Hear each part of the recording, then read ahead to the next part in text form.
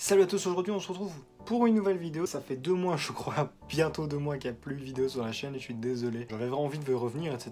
Il n'y a pas de souci à ce niveau-là, donc c'est pour ça que je suis là aujourd'hui pour vous faire cette vidéo. On va faire l'update de mon paludarium qui est juste derrière. Si vous avez vu la précédente vidéo, vous voyez qu'il y a quelques trucs qui ont changé, on va en parler. Et je vais également parler un petit peu plus de mes rainettes. Voilà, parce que j'en avais pas vraiment parlé, je m'étais pas attardé sur l'espèce, je m'étais plutôt attardé sur comment j'avais fait le paludarium. Donc concrètement, qu'est-ce qui a changé? Bon, déjà j'ai eu énormément de galères pour fixer les plantes. Vous voyez qu'au niveau des plantes, ça a pas mal changé. La bromélia qui était là n'a pas tenu le coup. Le ficus plumila, le petit ficus, il a du mal aussi. Le pothos a été déplacé, donc en haut ça a été une horreur pour le fixer. D'ailleurs c'est encore assez dégueulasse, hein. Je pense que vous verrez sur les plans un petit peu sur le côté que c'est très moche.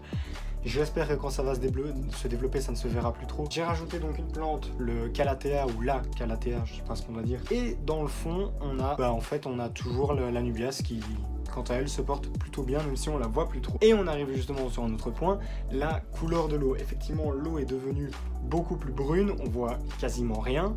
C'est pas parce qu'elle est dégueulasse, c'est tout simplement parce qu'en fait, je n'avais pas pensé à ce problème-là, mais le morceau de bois a lâché du tanin. Si vous savez pas ce que c'est le tanin, allez voir sur internet. Ça va colorer l'eau en brun, donc c'est pas très grave, hein, les poissons peuvent vivre dedans, etc. C'est juste que à l'œil, pour nous, c'est pas très beau parce que l'eau, elle est plus transparente, etc. Elle est brune. Mais bon, c'est pas très grave.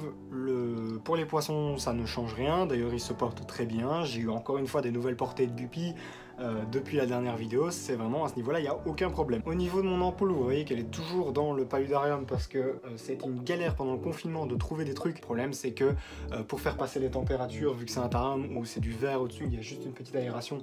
C'est pas comme les exoterra. Donc pour faire passer la chaleur, c'est plus compliqué. Donc je suis en train de réfléchir pour trouver une solution parce que c'est une petite galère. Normalement, l'ampoule ne doit pas être dans le terrarium. Pour le reste, ça se passe plutôt bien. Les grenouilles se portent bien, les poissons, comme je vous le disais, se portent bien aussi.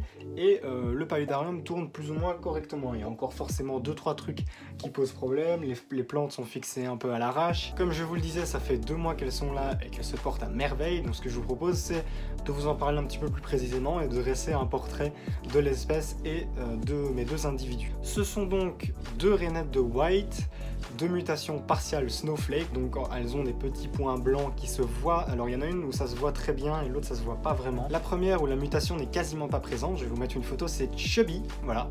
Donc elle est encore un peu jeune, donc on sait pas dire encore si c'est vraiment un mâle ou une femelle. Normalement c'est un mâle. Alors elle, ou plutôt lui du coup, c'est un petit peu un caractère assez particulier. C'est une grenouille assez timide, qui va souvent rester dans la même partie du terrarium. Elle va passer quasiment toujours ses journées là, et la nuit elle va sortir, elle va rester un petit peu autour. Et donc ensuite ma deuxième rainette, là c'est un caractère encore tout à fait différent, c'est Bali. Alors Bali, c'est complètement l'opposé de son colocataire.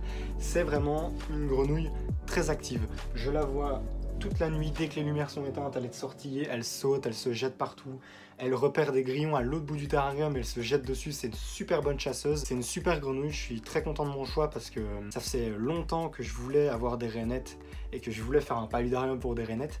Et quand j'ai eu l'occasion de faire ça, donc il y a quelques mois, en fait je cherchais quelle espèce de rainette j'allais mettre. Et j'ai trouvé justement la rainette de white qui m'a vraiment tapé dans l'œil. Et finalement, je suis pas du tout déçu de cette espèce. Et du coup, maintenant, je pense que je vais vous parler un petit peu de pourquoi j'ai choisi cette espèce et quels sont ses avantages et ses inconvénients. Donc la rainette de white, ou autrement dit Dryopsophus caeruleus, et anciennement, oui parce qu'ils ont changé de nom entre temps, parce que c'était pas assez galère comme ça à prononcer, Littoria caerulea. C'est une grenouille qui est intéressante parce qu'en fait, elle est très robuste. Du coup, c'est une grosse grenouille assez forte et elle est plus facile à gérer, je pense, que des toutes petites rainettes d'Amérique du Sud ou quoi. Donc c'est un bon choix pour démarrer comme moi dans les grenouilles. Quand vous voulez évidemment des rainettes, il faut que le terrarium soit humide, très humide, surtout pour des rainettes qui viennent d'Amazonie ou d'Amérique centrale, etc. En tout cas, le soir, il faut vraiment que ça monte à 80-90%. Les taux d'humidité doivent rester très fort et parfois c'est un petit peu galère quand on n'a pas de brumisateur automatique. Parfois les brumisateurs automatiques peuvent avoir des soucis. Or ici, la rainette de white, c'est une grenouille vraiment très cool pour ça parce qu'elle supporte très bien l'humidité. D'ailleurs, quand je me suis renseigné, j'ai remarqué que ici en Europe, on avait tendance souvent à l'élever dans une humidité assez proche des rainettes d'Amérique, etc. Mais en fait, quand je me suis renseigné, que j'ai demandé des informations à des éleveurs américains, j'ai remarqué qu'ils les élevaient beaucoup plus secs que chez nous. Limite, ils les brumisaient une fois le soir et c'était tout quoi. L'humidité est un petit peu moins problématique problème pour eux. Attention, ça veut pas dire qu'il faut faire un terrarium désertique, hein. On reste bien sur un terrarium humide, tropical humide, et il faut faire attention évidemment aux échanges d'air. Je pense qu'un de leurs gros atouts aussi, c'est par rapport au bruit. Faut savoir que c'est souvent le gros défaut des rainettes, c'est que ça chante, et ça chante plutôt très fort. En fait, on dit que ça chante fort, mais moi en réalité, jusqu'ici, alors parce qu'elles sont encore jeunes, mais franchement, j'ai déjà entendu des adultes chanter. Moi, je trouve que le chant, il est pas si fort que ça. Après, c'est vrai que si vous habitez en appartement, c'est un petit peu plus galère, mais elles chantent très peu, c'est-à-dire que vous avez des rainettes qui vont chanter toute la nuit. Celle-ci, c'est pas du tout le cas. Quand vous allez vaporiser, donc quand vous éteignez les lumières, etc., que vous vous mettez à vaporiser, là, souvent, vous allez les entendre chanter un petit peu. Vous n'allez pas les entendre en plein milieu de la nuit. Enfin, on va aborder un inconvénient quand même, c'est que c'est une grenouille qui devient grosse, comme je l'ai dit.